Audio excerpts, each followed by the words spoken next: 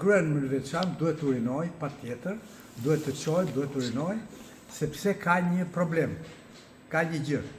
Burrat, Zoti i ka bërë spermën me pH bazik, ndërsa vagina ka pH acid. Dhe vagina e mban pastërtinë vet, dhe vagina nuk duhet pastrohet, nuk duhet futen gjëra brenda, e mban vet pastërtinë. Dhe nëse kjo sperm futet, prish pH-in dhe ky pH lind infeksionin.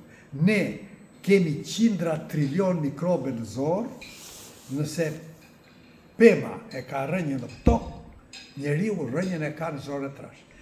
Te gratë ka një ndryshim, ka një mikrobiom të zorës, gruaja ka dhe një mikrobiom të vaginës. Mikrobiom e vaginës është e veçantë, sepse nuk ka viruse, nuk ka mikrobe si që ka zora, por ka laktobacilet. Dhe laktobacilet bajnë pH-in 3.84. Dhe nëse sperma është vendosur atje, ajo prish pH-in dhe lindin infeksionet autoktone. Për shumë unë jam kundra mjekve të cilën në një urin gjen një Escherichia coli, gjen një Gardnerella dhe me njëherë japin antibiotik. Gabim shumë i madh.